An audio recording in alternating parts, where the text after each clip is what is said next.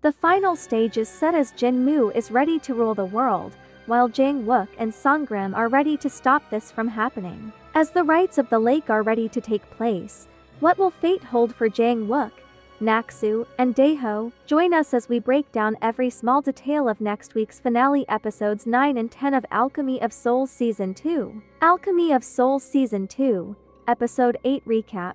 Booyan realizes her identity as Naksu and meets the real Jin Booyan, who reveals to her that she will soon disappear. All this results in her making the decision to stay away from Jang Uk. Episode 8 ended up with Jin Booyan, who entered a well-secured prison inside Chenbugwin.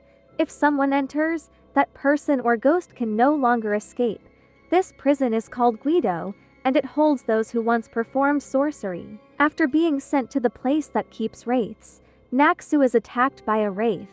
Luckily, Jang Uk was summoned through the bird egg jades and helped her escape death, but he soon sees the blue shifter mark in her eyes and questions her about her identity. Those mark in your eyes.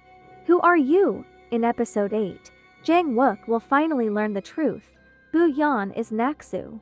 Meanwhile, we can see in the unreleased scene for episode 9 that Go-1 follows Booyan and his turtle to Guido 2, with Jang Uk. This highly dangerous undertaking was proposed by Jinmu to test Jin Booyan's divine power. She has to retrieve the Jinyuan plaque in order to prove that she's capable of keeping Jinyuan safe. As we remember in episode 8, Crown Prince with Jinmu and Lady Jin when they sent Booyan to that prison, but in the unreleased scene in episode 9, they rescue Booyan, so maybe Jang Uk didn't really go to the North Fortress. He just hid inside the palace with the help of the prince, and I think the Crown Prince is secretly helping them.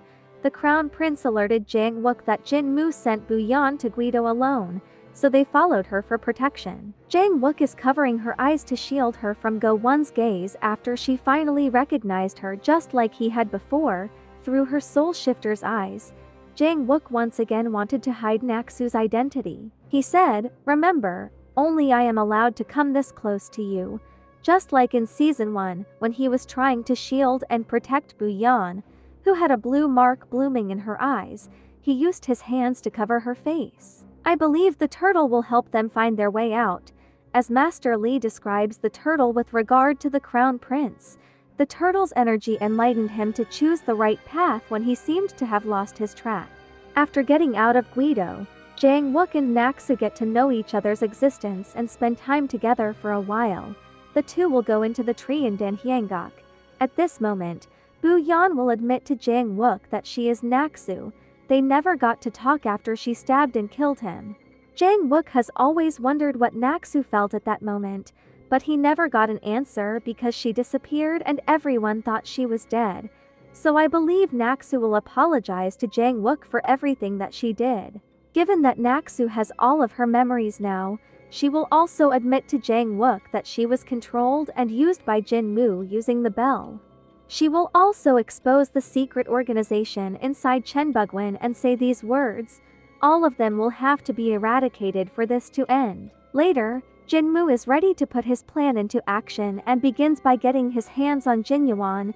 Each of them does the things they have to do to stop Jinmu's plot to hit Jinyuan and take out the Firebird.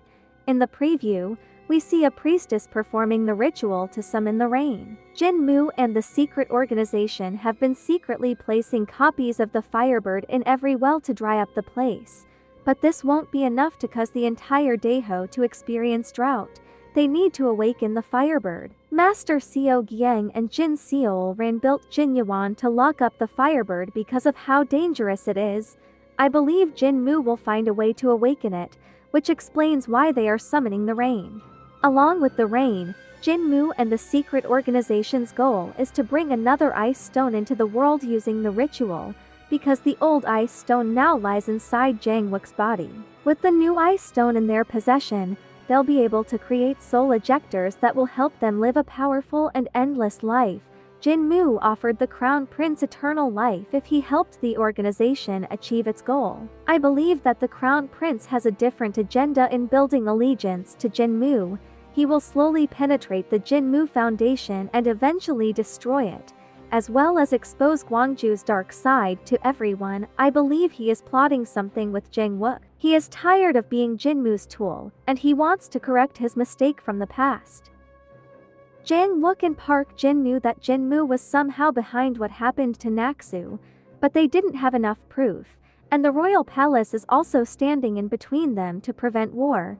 But now that he has heard straight from Naksu what truly happened, Jang Uk will surely kill all of them. Songram mages will investigate and learn that Jinmu was able to control Naksu and other soul shifters using the bell.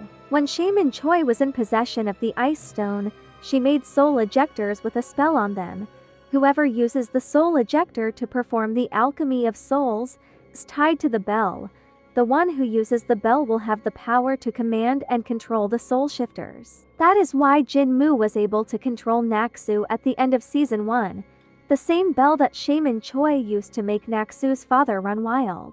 So Yul and Park Jin can be seen meeting with the queen, and Seo Yul will ask the question, "Did you perhaps hear the sound of bells during that time?" As the queen remembers when a liquid concoction was forced down her throat with the sound of bells ringing. I guess she will inform them that whenever she heard the bells, she irresistibly obliged to everything Wu-tak asked. Meanwhile, the great clash will take place in episode 9. This is the final battle between Songram and Chenbugwin mages. The Crown Prince's revelation to Jang Uk about the secret organization's final plan led to this. In the secret room, Jinmu gathered the secret organization and declared that they were now one step closer to their goal. Jinmu introduced the Crown Prince as a new member, and every member of this secret organization is a soul shifter.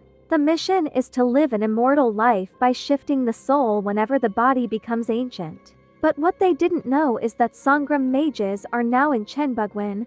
Songram finally declares war on Chenbugwin in order to protect the world from soul shifters. Park Jin was seen casting a spell while saying, "The world they wish to see will never come," as So Yul and some of the Songram mages walked towards what looked like Chenbugwin. We can also see a tough fight between So Yul, Dengu, and other Songram mages as they face off with Chenbugwin and the royal mages. Then everyone in the secret room felt Jang Uk's arrival, and then he said, "Is this the kind of world you wanted? Take a close look at what it is like for someone with strength to gain and wield even greater power. Jang Uk will show them his full powers, and it will end this battle once and for all." In the preview, we can see a glimpse of Jinmu's final moments. There are two scenarios that I can think of for how Jinmu will meet his end. Jang Uk will stab him to death, or he will be thrown to Guido, so he will feel the agony and misery of being hopeless. Naksu, Bu Yan, and Jang Wook's fate in the finale. Bu Yan, when the two were inside the prison, Bu Yan collapsed in Jang Wook's arms. He holds her hand tightly, with both jade eggs inside their hands. I think she's starting to lose her energy, and the real Bu Yan is starting to take over her body since Naksu has now regained her memories. Naksu said to Jang Wook, "I will likely meet my end in this place as well." She said that because she's a soul shifter herself and her time is coming to an end. In the preview, we see a priestess performing the ritual. By this time, Naksu has been ejected from Bu Yan's body, and the soul of the real Bu Yan now lives inside. The priestess has also covered her eyes, which means she is now blind again because Bu Yan is actually blind. The turtle that helped her find her way inside Guido helped her find a human skeleton that possessed a glowing blue orb in the chest. This couldn't be ignored. It will surely be something important in the upcoming episode. Was it Mage Choi's skeleton? This could be her way to live. There is a reason this was introduced in episode 8 of the series. It is clear that Jang Wook will want to save her.